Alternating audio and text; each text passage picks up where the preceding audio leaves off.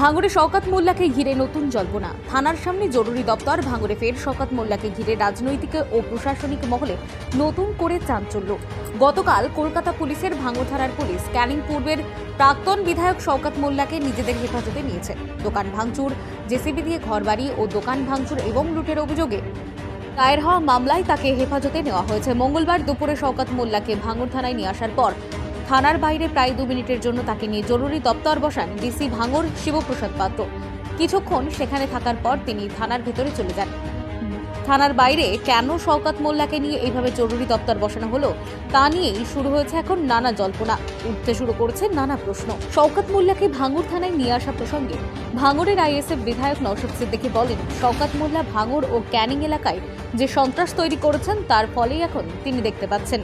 তার এই মন্তব্য ঘিরেও রাজনৈতিক মহলে শুরু হয়েছে চর্চা। দোকান ভাঙচুর ও লুটের অভিযোগে 5 দিনের পুলিশি হেফাজত। দোকান ভাঙচুর ও লুটের অভিযোগে তৃণমূলের প্রাক্তন বিধায়ক শওকত মোল্লাকে 5 দিনের পুলিশি হেফাজতে পাঠিয়েছে বারুইপুর মহকুমা আদালত।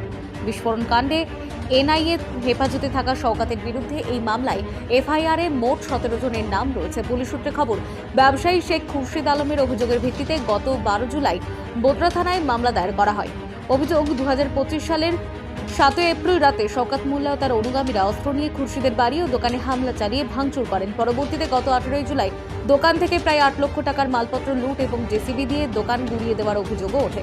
অভিযোগকারী ব্যবসায়ী শেখ খুরশিদ আলমের দাবি, রেকর্ডভুক্ত জমি দখল করে দোকান নির্মাণে বাধা দেওয়ায় তার উপর হামলা চালানো হয়। ঘটনার তদন্তে পুলিশ প্রেসিডেন্সি সংশোধনাগারে গিয়ে শওকত মোল্লাকে জিজ্ঞাসাবাদও করেছিল।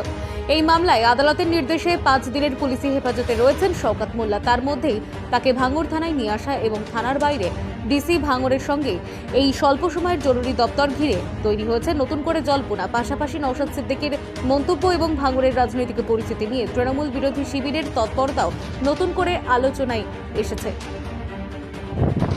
তিনি ভাঙড় ক্যানিং পূর্ব সব অত্র এলাকায় যেভাবে হিংসা ছড়িয়েছিলেন, শুধু তাই নয়, যেভাবে তার দলকে দিয়ে তোলাবাজি নোংরামি করেছে, মানুষের ক্ষোভের বহিঃপ্রকাশ। এটা সাধারণ মানুষ সেটা তার প্রতিবাদ জানিয়েছে। আর কি অন্যায় করেছে না করেছে তদন্ত সাপেক্ষ, পুলিশের ব্যাপার সেটা। তবে ছাড় না পায় অন্যায় যারা করেছেন প্রত্যেকের শাস্তি পায়, সেটা আমি চাই।